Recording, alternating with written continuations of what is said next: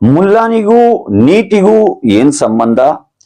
ಎದೆ ಸೀಳಿದರೆ ಮೂರಕ್ಷರ ಸಿಗೋದಿಲ್ಲ ಎಂಬಂತಹ ದೇಶ ಭಾಷಣ ನೀಡಿರುವಂತಹ ಸಿಟಿ ಮುಲ್ಲಾನಿಗೂ ನೀಟ್ ಎಕ್ಸಾಮ್ಗೂ ಏನ್ ಸಂಬಂಧ? ಎದೆ ಸೀಳಿದ್ರೆ ಮೂರಕ್ಷರ ಬರಲ್ಲ, ಆತ ಬಂದು ನೀಟ್ ವಿರುದ್ಧ ಹೋರಾಟ ಅಂತೆ.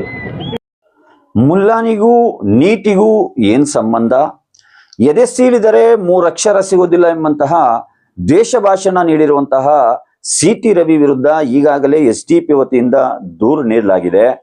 ರಾಜ್ಯ ಸರ್ಕಾರ ಮತ್ತು ಗೃಹ ಇಲಾಖೆ ದ್ವೇಷ ಭಾಷಣ ತಡೆ ಕಠಿಣ ಸೆಕ್ಷನ್ಗಳಡಿಯಲ್ಲಿ ಕ್ರಮ ಕೈಗೊಳ್ಳಬೇಕು. ಸಿಟಿ ರವಿ ಅವರೇ, ಮೂರಕ್ಷರ ಅಲ್ಲ, ಈ ದೇಶದ ಪ್ರಪ್ರಥಮ ಎಜುಕೇಶನ್ ಮಿನಿಸ್ಟರ್ ಮೌಲಾನಾ ಅಬ್ದುಲ್ ಕಲಾಂ ಆಜಾದ್ ಅವರ ಎದೆಯಲ್ಲಿ ಮೂರಕ್ಷರ ಖಂಡಿತ ಇರಲಿಲ್ಲ. ಅವರು ಮದ್ರಸಾದ ಡಿಗ್ರಿಯೊಂದಿಗೆ ಈ ದೇಶದ ಉನ್ನತ ಶಿಕ್ಷಣ ಸಚಿವರಾಗುವಷ್ಟು ಶಿಕ್ಷಣದ ಡಿಗ್ರಿ ಅವರ ಎದೆಯಲ್ಲಿತ್ತು. ಅದೇ ರೀತಿ ಈ ದೇಶಕ್ಕೆ ಮಿಸೈಲ್ ಮ್ಯಾನ್ ಎಂದೇ ಪ್ರಖ್ಯಾತಿ ಹೊಂದಿದಂತಹ ಟೆಕ್ನಾಲಜಿ, ರಾಕೆಟ್ ಟೆಕ್ನಾಲಜಿ ಕೊಟ್ಟಂತಹ APJ ಅಬ್ದುಲ್ ಕಲಾಂ ಅವರ ಎದೆಯಲ್ಲೂ ಕೂಡ ಮೂರಕ್ಷರ ಇರಲಿಲ್ಲ. ಅದೇ ರೀತಿ ಈ ದೇಶಕ್ಕೆ ಹಲವಾರು ಕೊಡುಗೆಗಳನ್ನು ನೀಡುವಂತಹ ಸಾವಿರಾರು ಮುಸ್ಲಿಂ ವಿದ್ವಾಂಸರ, ಮುಸ್ಲಿಂ ವಿಜ್ಞಾನಿಗಳ ಹೆಸರನ್ನ ಹೇಳಬಲ್ಲೆ ನಾನು. ಆದ್ರೆ ನಿಮಗೆ ನೆನಪಿಸ್ಲಿಕ್ಕೆ ನಿಮ್ಮದೇ ಚಿಕ್ಕಮಗಳೂರಿನ ಪುಟ್ಟ ಗ್ರಾಮವಾಗಿರುವಂತಹ ಆಲ್ದೂರಿನಿಂದ ಅವೇಸ್ ಎಂಬುವಂತಹ ಒಬ್ಬ ಯುವ ವಿಜ್ಞಾನಿ ಪಿಕ್ಸೆಲ್ ಟೆಕ್ನಾಲಜಿಯಲ್ಲಿ ಇವತ್ತು ಜಗತ್ತಿನಲ್ಲಿ ಅತ್ಯಂತ ದೊಡ್ಡ ಸಾಧನೆ ಮಾಡಿದಾರಲ್ಲ, ಸ್ವಲ್ಪ ಆಲ್ದೂರಿನ ಕಡೆ ತಿರುಗಿ ನೋಡಿ, ಅವರ ಎದೆಯಲ್ಲೂ ಕೂಡ ಮೂರಕ್ಷರ ಖಂಡಿತ ಇರಲಿಲ್ಲ.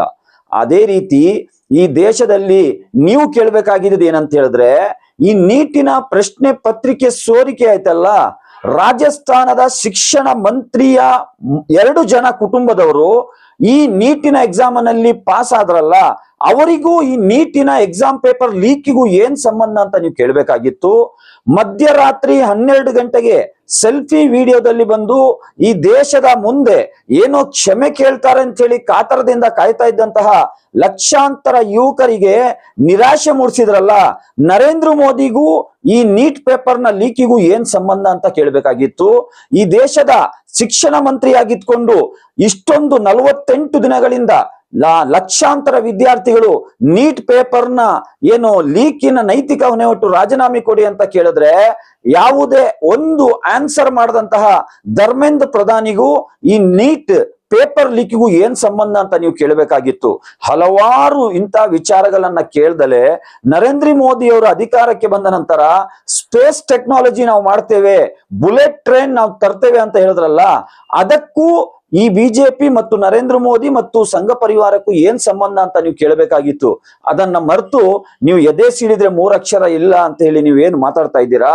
ಇವತ್ತು ಈ ಜೆಂಗ್ಜು